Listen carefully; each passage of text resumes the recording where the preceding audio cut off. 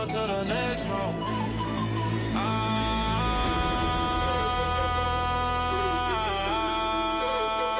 Yeah. Welcome to the next room.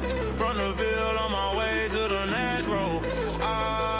Welcome to the next room.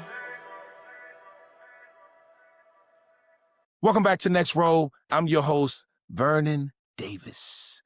We have an amazing guest here today. This guy ended his career in Buffalo. I mean, he was durable. I mean, they had this guy everywhere from safety to special teams. I mean, they would have him blitzing, everything, you name it. I mean, I can go on and on about this guy. Ladies and gentlemen, welcome James Ihedigbo. Hey, appreciate you, Vern. I appreciate it.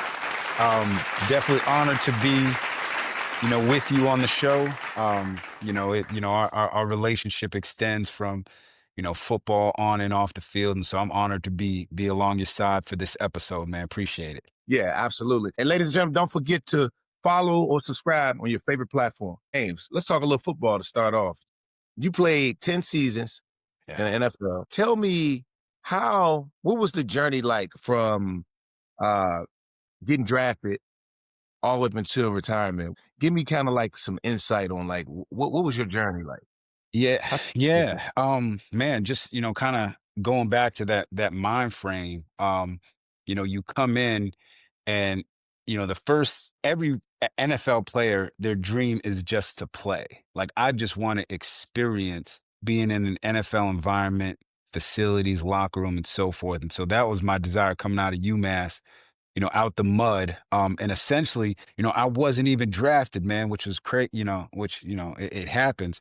But I was called by Mike Tannenbaum, who was a general manager for the Jets at the time, to come in and be a workout guy with the draft picks that came in. And so my draft class had, Darrelle Revis, David Harris, out of Michigan, and, Chancey Stuckey out of Clemson, a few guys that were, great players in the NFL. And when I came in, my mindset was, man, whatever Revis does, that's what I'm going to do. So if he's at the facility, 5:30, 6 a.m., that's what I'm going to do. If he's working out after practice. And so I looked at, who was the best doing it. And at that young age in the league, began to model my game after that in terms of the work ethic and the dedication and commitment it takes to be a pro. Because, all the time, guys make it to the NFL, and it's one thing to make it, and it's another thing to stay. And, the greats like yourself and many others, the ability to be consistent is what allows you to stay. And, and no matter what team you play for, coaches always move. And so they remember that work ethic. They remember that tenacity and, the passion for the game. And that always creates and makes a room for you. And so that was really my mindset was, outwork everybody. Whatever the best are doing, that's what I want to do, and develop those habits, consistently. And that's what I did each year. I remember, after that rookie mini camp, the general manager coming up to me and said, hey, you just earned yourself a contract with the New York Jets, and being able to have that like surreal moment, like, okay, now you got your foot in the door. Now let's go. Let's go to that next level. So, yeah. Were you like that as a kid with the just being consistent and always outworking everyone? Yeah, absolutely. I mean, I say it all the time. Like, I wasn't the fastest guy. I wasn't the strongest. A lot of coaches, even coming out of high school, I was a late bloomer. So, I had a teammate of mine. He was getting, recruited by Penn State and all these different schools. And a lot of the schools wanted me to come on as a walk-on. I mean, my junior year, I was probably 145 pounds soaking wet. And it wasn't until my freshman year of college where I went from like 5'9" to 6 foot, 210, and it's like, who is this guy? So being a late bloomer, it was that work ethic that drove me. And that's something that, can never be replaced, because as you can continue to get opportunities, then you kick down that door. And that was really my mindset. Wow. How hard was it to transition from high school to college? Oh, it was a major transition. I went to a small school, Amherst, Mass. I mean, it's, UMass, they're known for basketball, and for the most part. And to come into a football school, and you had guys that were coming in from, Southern California, Florida, Virginia, your area, all these different places. And to come in from Massachusetts, and the first line, always the respect is, you could never play at our high school. That's what they would say to me. And then afterwards, it was like, okay, okay, Diggs, you could play at the high school, but the rest of the guys you play with could never play. So it's like over time, you earn that respect. And it was the speed of the game that you had to adapt to. That the shift from high school to college speed, and execution, and then that shift we know from college to NFL speed, execution. No, absolutely. And let me go back a little bit. So when you were a kid, say between junior high school, middle school to the end of high school, were you sitting around the house, or did you always have that consistency? Were you always working out? Did you always feel that someone else was outworking you? Yeah, I grew up in, my parents are from Nigeria. So I'll preface it like this, both my parents had their, earned PhDs in education. So they knew work ethic, academically, whatever it may be. And so that was kind of instilled to us in a young age is whatever you want, you have to go work for. Immigrant parents coming to the United States, not knowing the culture and so forth, and then being able to develop and grow. So seeing that mindset, from my parents as a young age, there was nothing that I felt like, man, if I set my mind to, there's nothing that I can't accomplish if this is, the baseline foundation. And so then coming into the opportunities as a kid, I remember watching Emmett Smith against the Green Bay Packers, and he made a move and he broke a 60-yard touchdown.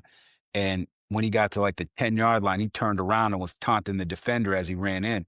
Man, my next little league game, I broke a touchdown. I turned around, I was taunting the defender, flags and all that. My coach grabbing me, talking, but that was the mindset. I was like, okay, this is what the greats do. You gotta, you gotta be the best at what you do, no matter the level. And so that was definitely instilled into me, from a young age. How important was it? Like that you just mentioned that you were idolizing uh, a player, which was Emmitt Smith. You were doing what he was Yeah. doing. You were spinning and turning. So how important is that? Because that probably followed you all the way into the NFL, correct? Yeah. Yeah, absolutely. Just, just, There's just finding that one person that you wanted that you idolized and that you looked up to. man, it's what's the saying that, the greatest form of flattery is replicating what you see somebody else doing. And that was a model that I took on. I didn't know that I was doing it at a young age.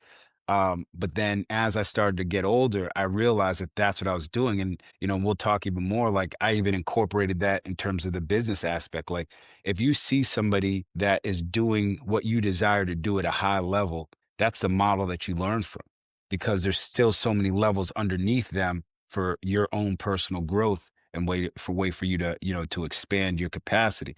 And so that's what I looked at in the NFL. I said, whether I was on the Jets with, the Darrell Reeveses and the Kerry Rhodes and DeBrickashaw Ferguson's, Nick Mangles, guys that, were top of top of the food chain as it relates to the NFL. I Mhm. watched their work ethic. When I went to New England, I was on defense, but I was watching what Tom was doing. How does Tom prepare every week?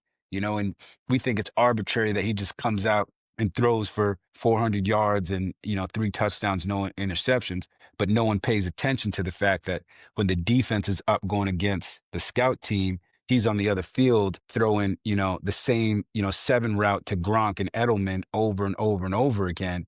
So it's second nature in the game. So like understanding, the consistency that takes place to being a pro, and to being the best. And like everywhere I went, I just, kind of looked for those guys and said, okay, that's a guy. Whether it was Ed, I remember sitting in Ed's house watching film on a Tuesday, like bro, tell me what you're looking at. What do you see? And having him break that down, and understanding it's like, where else Mhm. can you get that level of Mhm. greatness? And when you have access to it, you gotta maximize. And so for us, it's around us every day. We just got to be willing, one, to let down our pride and say, okay, I don't know, I don't have all the answers, and you're doing it at a high level, so show me. you know No, yeah. that's very, very important. And I'm glad you said that because that's as a young man, that's the fastest way to really learn and find yourself. Because coming in the NFL, like when I first came in the NFL, man, I had to go through a lot of different things to be able to find out who I really was. I don't know if you remember the incident where Coach Mike Singletary sent me to the locker room on Yeah. national television. Yeah. That's because I was young. I was looking up to people that I idolized, but people that I shouldn't have looked up to. That was a bad example for me. So I just had to figure it out. So I'm glad you're very cognizant of that and you understand that. You come from a Nigerian immigrant family, right? Yes, sir. Yes, sir. Are, there any like um is there anything that that they taught you differently?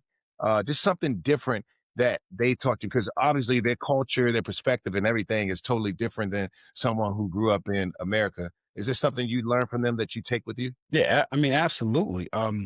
Our home, like I said, candidly, but like our home growing up was as if we were in Nigeria. Like it didn't matter whether, we were in the United States. That's a culture in which our home was. So it was always, respect, for your elders. If, family members, uncles, you stop what you're doing and you come upstairs and you greet them, and you shake hands, you say, you ask them how they're doing. And it was that level of like the detail to the little things, when you have a respect for authority from a young age, Mhm, then it doesn't matter, what environment you're in, that's instilled in you. And then the other aspect was, our work ethic. Um, you know, uh, Nothing is given to us, and you can't ever expect because of who you are, what you look like, that something should be given to you or something should be off limits for you, And so having that mindset of, what you want is what you go after and produce is what you deserve to have. And, because I mean, think about it, and I said it, before my parents, they were in the village in Nigeria and had a thought to come to the United States for an opportunity. No resources how to get there, just mhm, just a thought and a dream. And they navigated how to make that happen. So mm, they navigated connecting with a church ministry that had missionaries coming over, and then, how that looked, to save up money and then pay mhm, for plane tickets and come over. And, my mom wrote a book called Sandals in the Snow, and it was her experience mhm, coming to the United States for the first time, landing in New York City JFK Airport and mhm, stepping out of the plane in the airport, and her first step were her sandals in the snow. She didn't know what to expect. They didn't have winter jackets. They're coming from a whole nother country to US for the first time. And so that type of tenacity, consistency, when that was, raised in our household. Um, so it was never looked at like, and I'm sure my dad experienced racism. I'm sure he experienced different challenges that we all face today, but he mhm, never let that be an excuse or a scapegoat for him not accomplishing what he wanted to accomplish, mhm. you know? Yeah, no, that's amazing, man. For you to have your dad and your mom is truly a blessing, and the lessons that it's one thing to have these parents and have this direction and inspiration, but we don't listen to it, right? And Yeah, that's one thing I yeah, experienced too yeah, with my business. Like the ones who listen are the ones who made it far in life. yeah, So I applaud you for being able to remember all that absolutely. and you were listening. Um, um, your journey has not been easy. I know your story. I know what you had to overcome, things of that nature. You were a guy who was undrafted, right? Yeah, So to be undrafted and to make it as far as you made it, like what was it like? What was it like when the, the moment you got to the NFL and then you saw after seeing the progression and all of a sudden you're the guy? yeah, yeah. What was that feeling like? It's kind of surreal thinking back on it. I mean, I remember, early on, having that almost like Mhm, anxiety, like every day you could get cut. Like, there's an injury on the O line, like you could be that, you know, mhm, guy on the end of the roster that, they're like, hey, we don't want to let you go, but we got to. And mhm, so I remember, and you'll probably laugh, but remember my first thought in training camp was, man, make a play a day, you'll keep the cut man away. Just make a play mm, a day. Just make a play a day. Every day, jump off the tape, whether it's a interception, whether it's a forced fumble, big hit, just every day jump off the, because we know now that every time they have those meetings during training camp, it's the whole coaching staff. Mhm. all the coaches. And if they're like, man, hey, on offense, we're trying to run plays and we can't block this guy. Mhm. Or, defensive coach is saying, this guy comes to work every day and, Mhm. he's making plays. Or special teams coach saying, hey, we need this guy and whoever we got to cut to keep him, I'll put my job on the line for him. And that was, Mike Westall for me. He really, really went to bat. But, that was kind of the mindset. And then as I kept getting opportunities, I was prepared for the opportunities. I used to study film and just say, okay, um, you know, you're one play away from getting in the game, even though there was other safeties in front of me. But I used to always watch and say, okay, I got to study and know what's going on. And so then when I got to the New York Jets with Rex Ryan, they run so many different packages, blitzes, so many different looks. I said, man, I need to know what everybody's doing because, that brings more value if they can place me in multiple places and I know what to do, then, that that's a good thing. And so I learned, the middle linebacker position. Learned the dime position, knew the safeties, what the corners were doing. And so, really building that football IQ to the point where I knew where everyone was supposed to be on the field. And before plays, guys would ask me, hey, what do I got? What do I got? And I'd be, hey, you got to go on the blitz. You're doing this, and so that belt not only built, confidence in the coaching staff, but then my teammates as well. And so I looked at it as, wanting to be one of the smartest guys on the field. And that was kind of really my bellywick was, knowing what everybody did on defense, even down to the D line on every play. Um, I created an opportunity to be on the field. So then, in New York, they created a package for me. Rex was like, okay, we got the Diggs package. So it was like this third down exotic blitz. So every time, we go against Brady or Peyton or, whoever, we'd have, the Diggs package and we'd run crazy looks out of it. But it made it fun and interchangeable when you knew what to do on defense. No, that's you said something that just stood out to me, made me laugh a little bit because you said the guy was like, "What do I do? What do I do?" I used to be that guy asking Alex Smith in San Francisco, "What do I get? What I got? What I got?" Frank Gore used to give me the hardest time. Like, Yeah. okay, come on, man, you need to know Yeah. your plays, bro. Man, but those plays, they're so long, man, and there's so many things going on. Oh man. Yeah. That's so funny. You won a Super Bowl, right? One Super Yeah. Bowl. Yep. Winning a Super Bowl is hard. There's guys who played for 13, 14 years and Yeah, never had man. the opportunity to make it that far. You made it. Yeah, man. What's Man, we played against each other in San Fran and Baltimore and New Orleans. So like that was like a game that honestly could have gone either way. I mean, we started off the game and we were coming at y'all, then y'all started battling back. Then after halftime, y'all was balling against us. I mean, that's my guy Bernard Pollard, but you were giving him that business.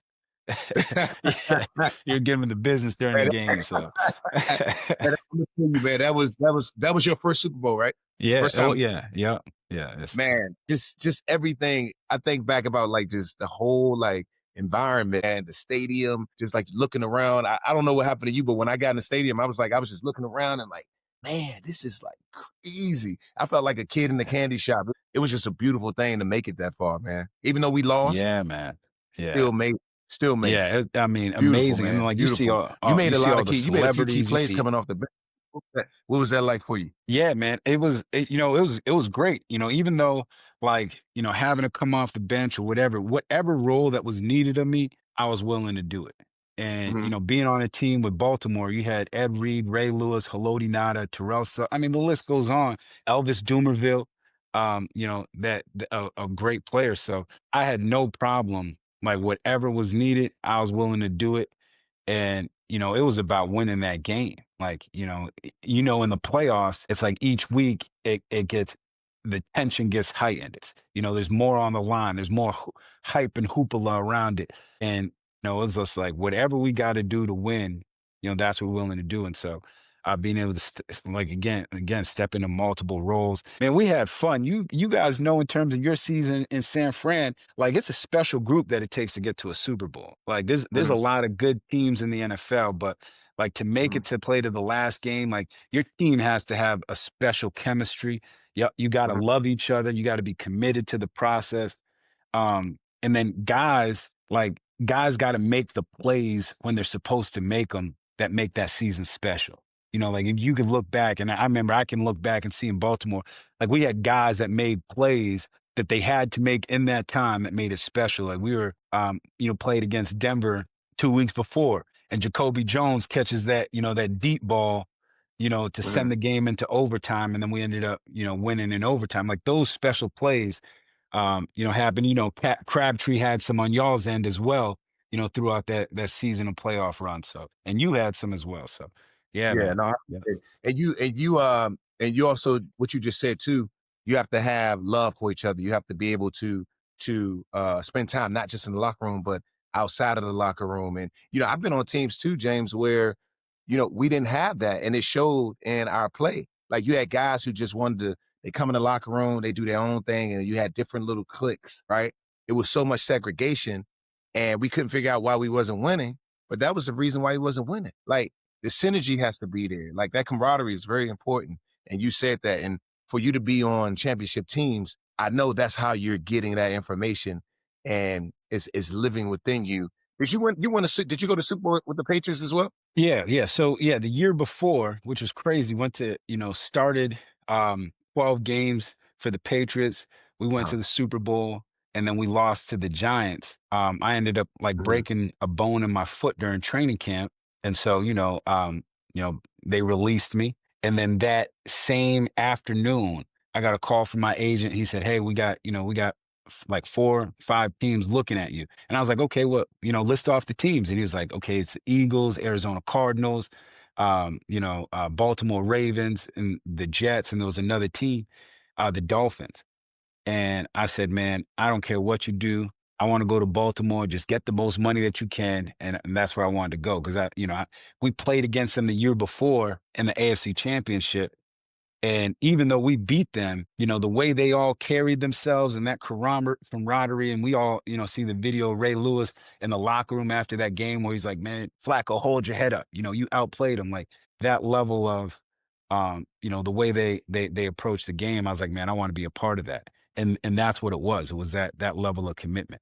Yeah. Wow. Wow. No, that's that's amazing. You broke a bone. Like most Yeah. people that break something, I know I never really broke anything, but I fractured my fibula my first year in the NFL, and I was very depressed, man. I just had this moment in life where I was like thinking to myself, my career's over. They're not gonna give me an opportunity because I'm not on the football field. I just had all these things going through my mind. Did you ever have a moment like that? Oh, absolutely. Absolutely. To be fully transparent, I was a free agent with the Jets during the lockout year. Right after, the season, then we had the lockout in 2011 Mhm. and nobody's talking to nobody. And I'm like, man, I'm a undrafted free agent. I'm a free agent now. Like, man, this might be it. Like, we don't know how Mhm. long this lockout's going to be. We don't even know if teams are going to want to call after, sign me after, or what's going to happen. They're going to bring young guys in. So I went through a whole off season where I was just depressed, man. I was like, I had the lights off in my apartment. I didn't know what to expect. I thought it was over. I thought, NFL was done for me. Um, and in that time, man, it was my faith that like pulled me out, man. It was completely because it was like, man, Mhm. God was like, man, what I got for you is for you. And nobody has a say or can do or change it. They can only play a part in it. And so changing that focus in me, and then, we resolved everything with the lockout, season, kind of came back and then, was able to sign with the Patriots and so forth. But really, man, yeah, I think as athletes, we put so much work into it every day. Like when we played, man, our bodies, we ate right. We had all our vitamins, and I got to give a shout out to Pat Powell, our boy. In college, he used to be like, man, James, you got to take this. This is the same stack that Vernon's on. He used to. he used to get us right. He used to get us right. Oh, man, So that's hilarious, man. You sound just like him yeah. too. Yeah. That's uh, he's a special human, man. I love that dude. But Yeah. James, before I move on, let me just remind everyone real quick. You can get not only this interview sent you can get not only this interview, but every interview that I do sent automatically to your phone. All you have to do is hit that follow button on Apple or Spotify. And if you're watching on YouTube, hit that like button and follow us as well. Appreciate you, James. James, football is inevitable, right? It has its ups and downs. What was the toughest moment in your career that you ever had to go through? The toughest moment. Um, the toughest moment, believe it or not, was when I was in Detroit. I was, star player on the team, going and, you mentioned it earlier, going from the mindset of, nobody knows your name to now you're driving down the main highways in Detroit and I got a billboard with my picture on it, in United Way. And, you going into restaurants and people asking for your autograph and, all of that. And so the toughest time for me was when we were in Detroit and we started off 0 and 6, 0 and 7, Jim Caldwell's last year, and we had a bye week. And after that bye week, I got benched. I went from starting, having a Pro Bowl caliber year the year before, being a Pro Bowl alternate for, the first time in my career, and being a part of the top safety tandem, me and Glover Quinn, right next to Earl Thomas and Cam Chancellor, so Yeah. um being in high regards, but then having to be humbled, um and sit in the bench. And the thing about that time was, everybody was watching how I handled the situation. We know guys in the NFL, like if they get benched and they're starters, they're like, man, trade me. Let me release me so I can go someplace else and play and, let me make money elsewhere. Um, and I just felt during the time, God was just like, nah, I don't want you to leave. I want you to be, Yeah. right where you are and let you be a model to people. And so people were coming up to me and saying, man, how you handling this, man, is first class. Like you're not complaining. Man, it was so bad, Vern. They used to tell me, don't bring your helmet out to practice. They used to be like, don't worry, you're not playing, because they wanted to see, I guess, they already knew Caldwell was going to get terminated. They want to see the young guys on the team, who could play and, for next season. And so they said, man, don't even bring your helmet out to practice. Like you're just going to be, kind of just chilling. And so I never did. But every single game, somebody would get hurt and they would have to put me in and then I'd get a pick or I'd ball out. Mm. We had a Monday night game against the Saints and Drew Brees.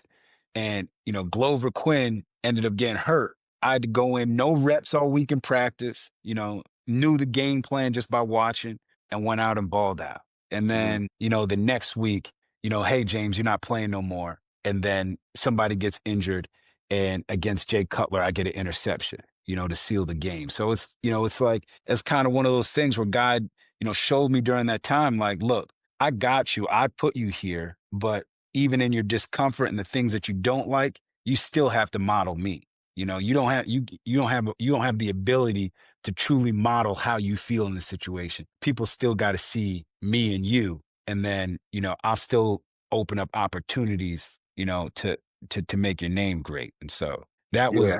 that was one of the hardest times for me football wise because I had to swallow my pride. I went from being a household name to, man, why is he on the bench? And teammates asking, man, what'd you do? Why aren't you playing? To, having to just keep my mouth shut and say, you know what? It is what it is, but then Mhm. still maximizing when I got the opportunity. That's a beautiful thing, James, because that shows resilience for you to be to go from here to there and understanding who you are, but you're being treated a certain way, right? That's crazy to me because that happened to me when I left San Francisco and went to Denver. Like I came in, guys were like amazed by my speed. They started playing me, then all of a sudden my reps get cut back, and I don't know why. I don't understand it.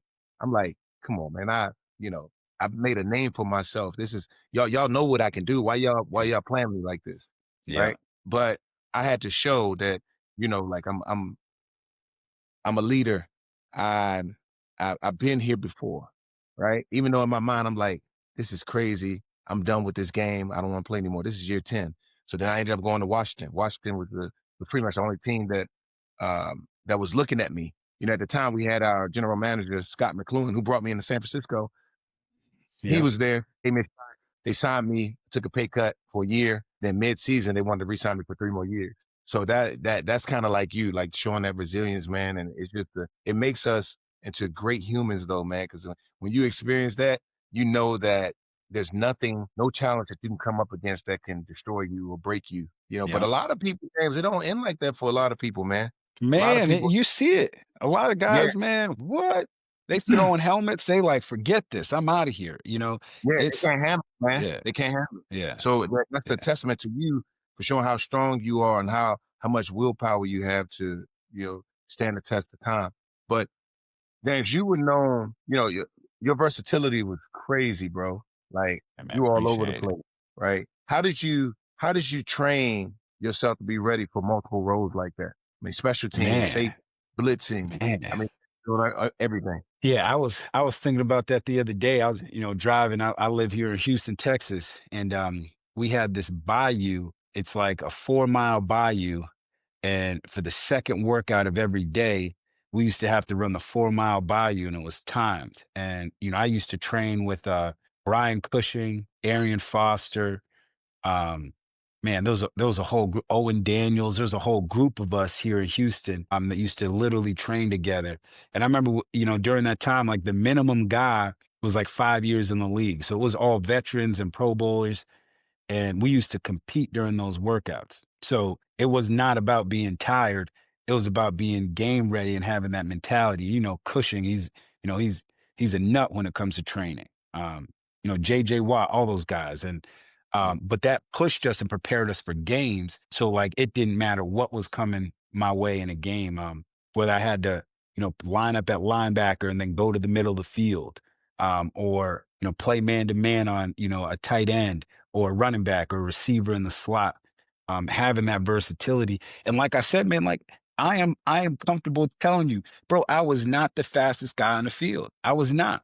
But I was Mhm. so cerebral that I knew where the play was going. I knew, okay, I see this cross the ball motion against the Texans.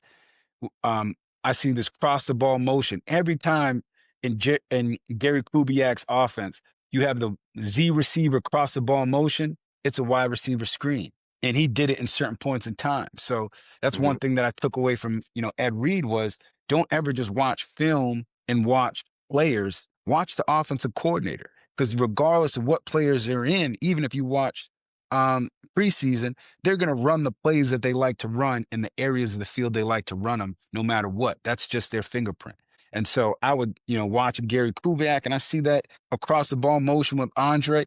Man, I didn't even take a back pedal. Snap of the ball, I was gone downhill and blew the play up. Now, to everybody watching, they're like, man, that's a heck of a play, but it's that mental aspect where it's like, I was cerebral in knowing like, man, okay, if this guy gets me one on one, he gonna outrun me. So my angles gotta be right. My eyes gotta be right. My knowledge of the game and down and distance gotta be on point. And so that's what I studied with, man. That's, I made up for, areas where I didn't have it with preparation in areas that I did. So There yeah, you go. yeah, that was the mindset, man. That was the mindset. No, that's amazing.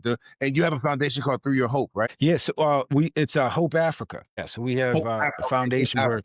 where we give scholarships to students of African descent. We actually have kind of changed the framework and partnered with a ministry here in Texas where it's called Chance Global, and it's a school in Kenya, Nairobi, Kenya. Over 500 unserved children. I mean, you talk about the slums of the slums, and we provided them schooling, computer labs, clean water. So they have their own water system that actually provides water to the entire, inner city area, clean water. And so we support, with them. And, my wife and I, we travel every year. We go to Kenya in June. And um, yeah, man, those kids are sharp. I went down this past year. They were whooping my butt and chest. 7, 8 year olds killing me, laughing. But it's Praise like, yeah, those kids they're sharp, and all they ask for is an opportunity, just like what we ask for and get. So, talented, man. How did you manage the demands between the NFL and your foundation? How did that work out for um, you know, how we are.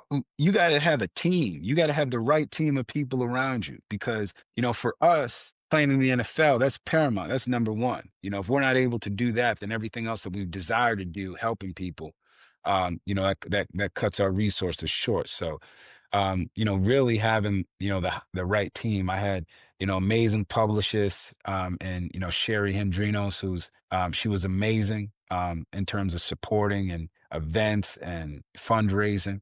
And then, my mom, my wife, Brittany, all of that. We had an amazing team that really made stuff go. And then as we transitioned, out of the NFL, NFL's not for long, right? So as we transitioned out, it was always like, okay, let's prepare for what this exit looks like. And so we were always looking at what the next thing was, which led us into business and what we do now and so forth. So, Okay, and give us some of the things that you're doing now, James. man, it's, believe it or not, so we own preschools in and around Houston. So it's a preschool franchise, and I say it all the time. It's not the sexiest business, but it's a need business, right? There's always going to be, I joke and say there's always going to be babies and old people, but parents have to work. And I knew as a parent of young kids, having quality early childhood education is an essential. It's a need because you don't want to just leave your child anywhere. You want your child to be developing cognitively, reaching those milestones. And so, yeah, so we have our franchise. You hear me? Sorry, did it? James, Hope I cutting didn't up. lose you. I think let me see if I got you now. I think you're back. It always messing up on the. Oh, yeah, I can see you. I mean, can Yep. you see me? Okay, there you Yeah. go. There So you go. yeah. You So were talking about we what you're own doing now. child care franchises. So it's for us, having young children is amazing thing. Having children and ensuring that they're getting the high quality early childhood education. They're growing, cognitively, developmentally, and the environment is great. It's not just about dropping your child off somewhere and I'll pick you up at Mhm. 4 o'clock. So we have a preschool franchise in and around Houston. We have currently five locations, looking at six. And the good thing, what we do is, we have purchased the real estate, we build the school up. And so then we own and operate both the commercial real estate, and the business itself. And, being able to do that and scale it, we have over she's 125 employees, when we, have a team that manages day to day.